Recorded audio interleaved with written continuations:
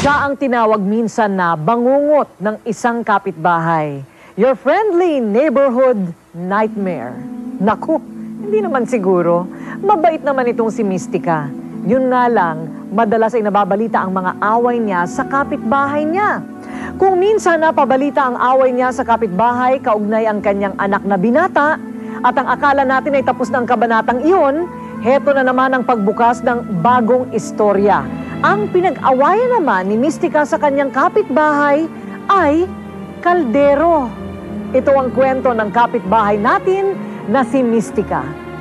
Alam niyo po, pag kapitbahay na kasi yung kaaway mo, para bang ano na yan eh, para bang ang pangit.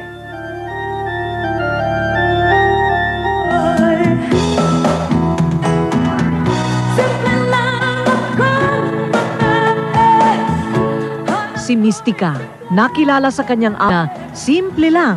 Ngunit kabaligtaran ng kantang ito, hindi naging simple ang buhay ni Mystica.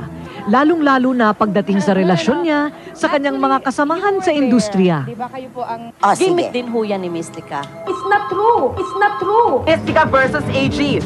Palaging napapaaway, maging sa kanyang kapitbahay na artista.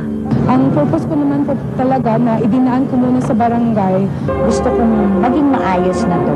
Nagkademandahan at nag-iwasan. Si Mystica tumira muna noon sa ibang bahay. Ngunit nagbalik din sa dating bahay ng kinalaunan. This will be the first and last time na magsasalita ako.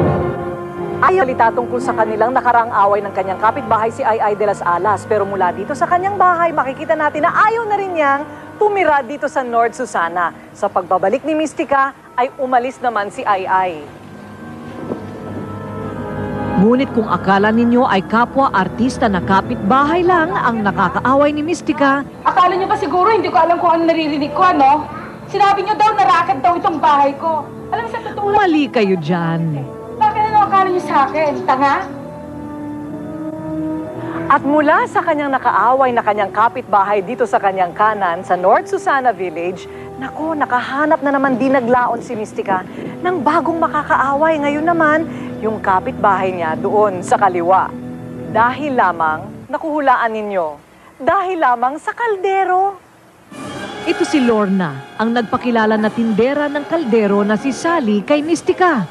Sila ang mga kapitbahay at mga bagong karakter sa panibagong naging away ni Mystica. Parati ka bang may problema sa kapitbahay?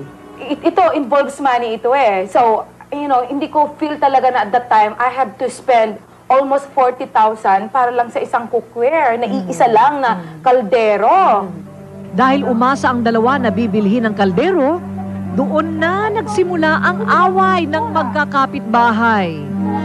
Na, ikaw daw, Mystica, sabi niya, bakit mo daw sinasabi na, ano yan, racket yan? Bakit ganyan kamahal ganito? O racket lang naman siguro mga yan dahil I can buy it for 3,000. Siguro binili lang nila ng ganitong halaga pagkatapos. So, para bang, they felt siguro yung sinabi kong racket and then binalingan ako. Narinig ko na, meron daw nagsabi sa kanila na, kala mo kung sino magsalita, look who's talking. For all we know, yung bahay niya, racket din yun So, pasapasahan ng kwento-komento sa magkakapitbahay. Opo. And then, noong naispatan ko na po silang tatlo, diyan mismo sa sa harap ng, mismo kapitbahay ko, took that chance talaga na pumunta na ako ng terrace, talagang pinagsisigaw-sigawan ko talaga sila. So, talagang nabulabog ang buong subdivision. Ayun. Ngunit kung magalit daw si Mystica ay panandalian lamang. Kaya't nang mahimasmasan ay hindi siya pumayag na hindi maayos ang lahat. I couldn't blame them kung bakit ganun ang naging reaction nila kasi nagbitaw ako ng salita. So, oh yes, I'm interested. Binigyan na sila ng hope na talagang tutusin ko yun. And then at the end talagang, nag-back out ako. At ngayon bilang patunay na sila'y nagmamahalan ng mga kapitbahay sa ngalan ng pagsasamahan laban sa ngalan ng kaldero. Kaldero lang naman yun. Eto na po silang tatlo, ha? Si Sally at saka si Lorna. Ayun. So, Lorna, mahirap. Mahirap yung merong gagalit na kapitbahay. Mahirap po talaga. Ano damdamin? Kasi magkakalapit kami. Tapos pero merong gugulo sa isip na lagi mong iniisip. Yung mga matulog. Bigla na lang magplanta ng bomba. Meron ka nang ginagawa. Okay, baka mamay, bigla na akong nagbato ng itlog. Oo, di ba? Kaya will we sit sa again. Oo. Ano ang naramdaman mo nung nasa veranda siya at nagtatatalak si Mystica doon? But we were surprised Oo. because bigla siyang nag-flare ba na parang magwawala na. In a fit of anger, parang Wala nang pakialam. sisigaw pati. Oo.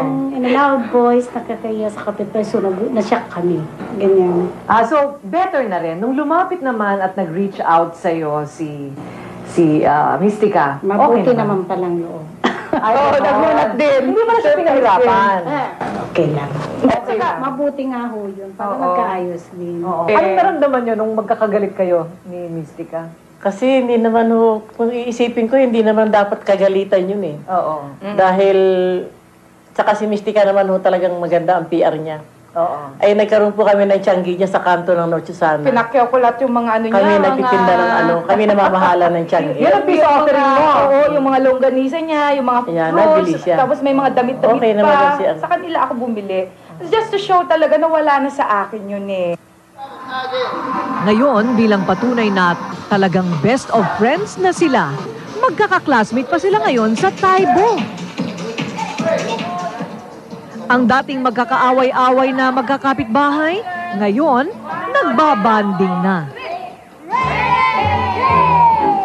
Pagkapitbahay na kasi yung kaaway mo, para bang ano na yan eh, para bang ang pangit. Kasi I know na kung ano man ang mangyari sa akin, sila pa rin yung number one na tutulong sa akin, dadamay sa akin kung ano man ang problema ko.